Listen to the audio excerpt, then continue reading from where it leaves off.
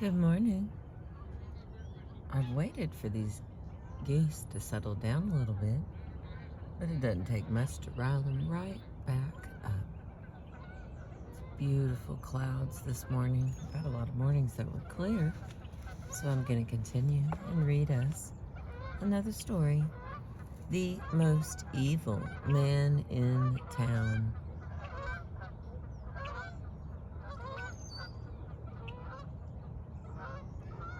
These are very high communicators, wouldn't you say? All right, the most evil man in town. The village where Sonia lived with her parents and many of her relatives had been a quiet and happy place until that awful day when the great mountain roared and shook and the rocks and mud slid from the hills, covering everything in their path and killing many of the villagers.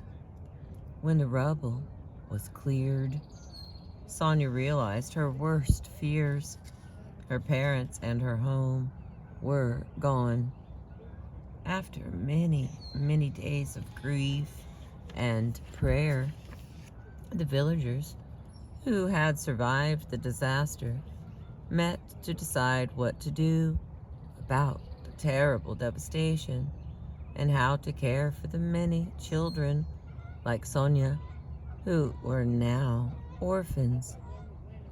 After much discussion and with great feelings of sorrow, the villagers decided that any child who had relatives living in safety away from the site of the avalanche should be sent to those relatives. That was how it was agreed that Sonia should go and live with her uncle. As she rode on the back of the wagon that was to take her to her new home, Sonia realized, Wiley dog, hey, you leave them alone. They're not bothering you at all. They think you look like a possum anyway. As she rode on the back of the wagon that was to take her to her new home, Sonia realized that she knew very little about the man who was about to become her guardian, except that he lived by the sea, had no children or wife of his own, and was a very powerful man. Even though this uncle was her father's only brother, Sonia had seen him just once, when he had come to visit after her grandmother died. All that Sonia remembered was that he said very little, and other people seemed to grow quiet whenever he entered the room. Perhaps he was shy, like her mother had been.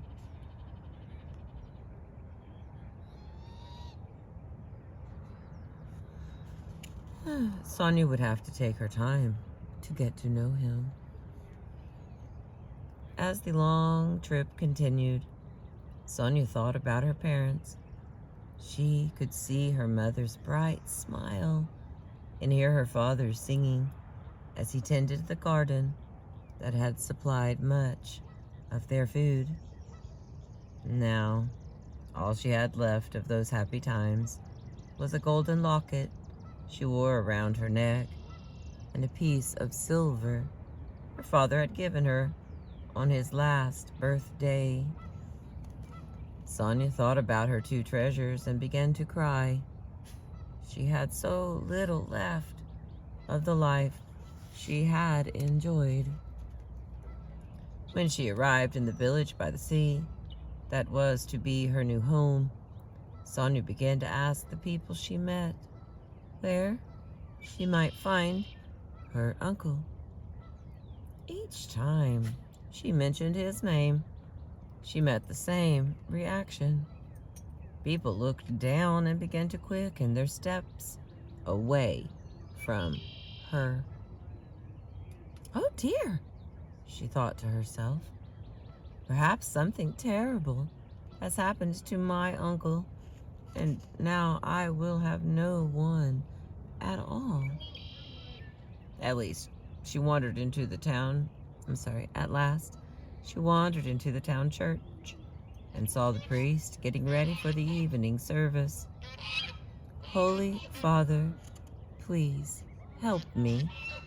I am one of the orphans from the avalanche, and I have been sent here to live with my uncle.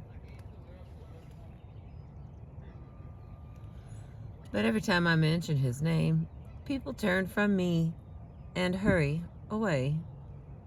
Please help me find my uncle." "Of course I will help you, my child.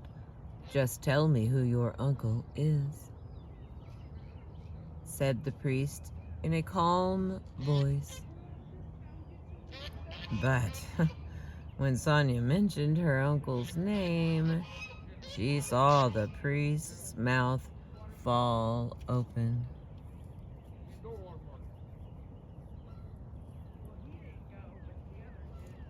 "You cannot possibly want to see him," exclaimed the priest. "He is the most evil man in town."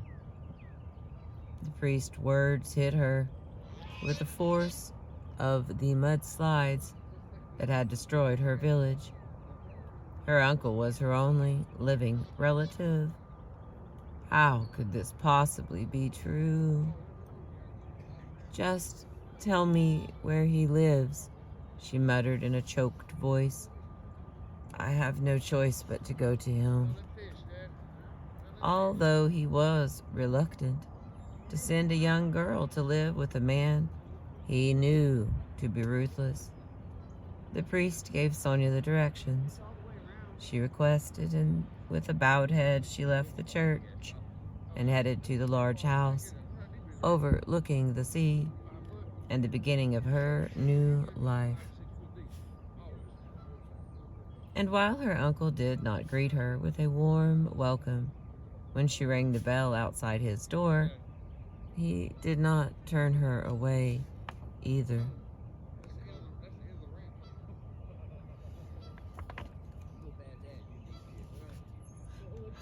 Instead, he listened to her story of loss and sadness, and he told her she could stay with him in a small room at the back of his very large house if she kept to herself and did as he requested. Sonia was so relieved that her uncle did not turn her away or behave terribly that she accepted his conditions, and went exhausted to her little room. But before she had even a minute to put her head on the pillow, her uncle was standing outside her door shouting. "Who said you could sleep?" he bellowed. "I can see that you're a lazy one, just like my brother. If you want to eat, you must work. Come out of that room and help the cook prepare dinner." Sonia's heart began to race as her uncle screamed. Her father had been a gentle man, and Sonia was not accustomed to yelling. But perhaps what scared her even more than the loud shouting was the horrible look in her uncle's eye. There was no kindness, only a coldness that made her shake as she hurried to the kitchen. Too frightened to remember how exhausted she had been just a few minutes ago, Sonia did her best to do as she was told and to stay out of her uncle's way. But he still found reasons to scream and threaten her. "If you do not behave as I wish, I will have to beat you like the dog that you are," he would thunder. Eventually, the threats gave way to actual beatings and whippings. Sonia could just not understand why her uncle behaved the way he did. Perhaps she was doing something wrong. Perhaps he really was evil, like that priest had said. Or perhaps she thought this was the way that powerful people got what they wanted. One day, Sonia's uncle saw her looking at the locket and the silver coin she had brought with her from her village. "Where did you get those treasures? You are not only lazy," he cried, "but you are a thief as well. Give me those before I give you a beating you will not forget." "But these are mine," Sonia insisted. "I brought these with me from my home. They were gifts from my parents." "How dare you defy me?" her uncle shouted as he snatched the gold and silver from her hands and stuffed the small treasures into his pocket. Sonia's grief at the loss of her only connection to her old life was almost unbearable. It felt as if something deep inside her had snapped. But Sonia continued to live with her uncle.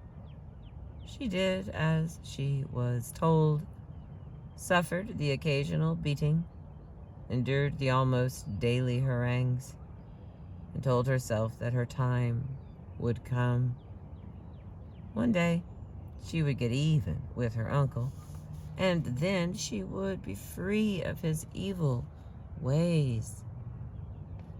Years passed, and Sonia grew into a young woman. As her uncle grew older and less powerful, he came to rely more and more on his competent niece to help him run his home and businesses.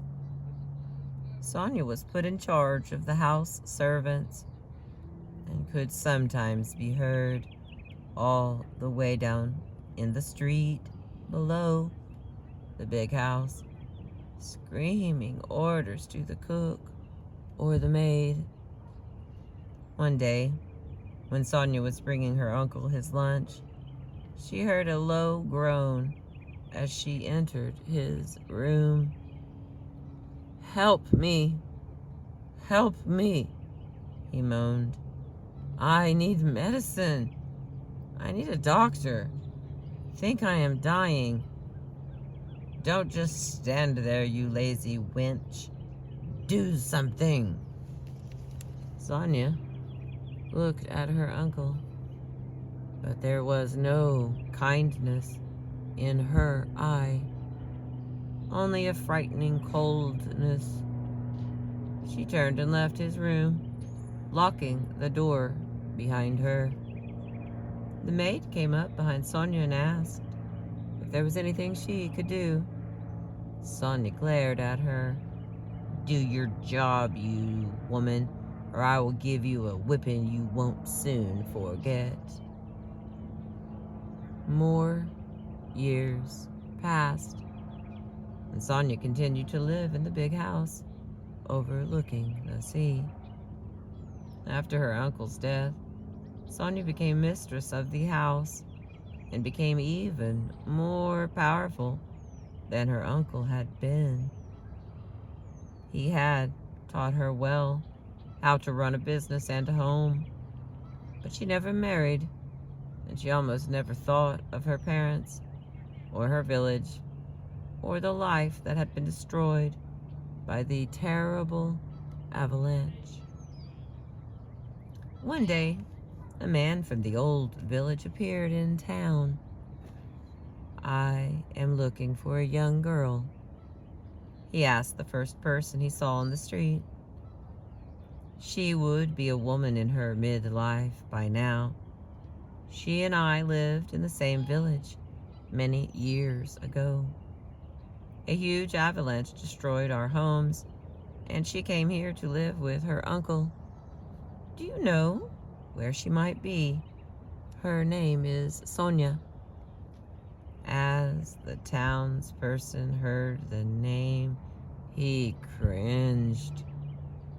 "You cannot possibly want to see her," he warned. "She is the most evil woman in town. And that is the end of that. And here's the little side reading, or the, what do they actually call it? Let me get that right. Myth commentary.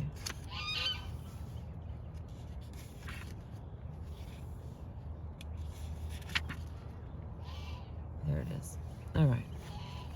Thank you for being with me and letting me read my stories. I appreciate you. The most evil man in town. As we are growing up, we all promise ourselves that we will never be like the people in our lives who have caused us pain.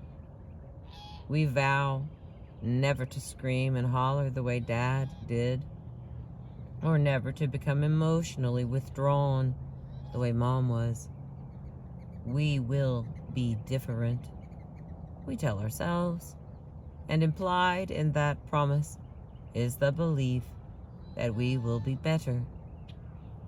And when we make that promise, we are sincere in our intentions, but often, without our awareness, in small, almost imperceptible increments, we find ourselves saying the very words, doing the same things that we swore we would not.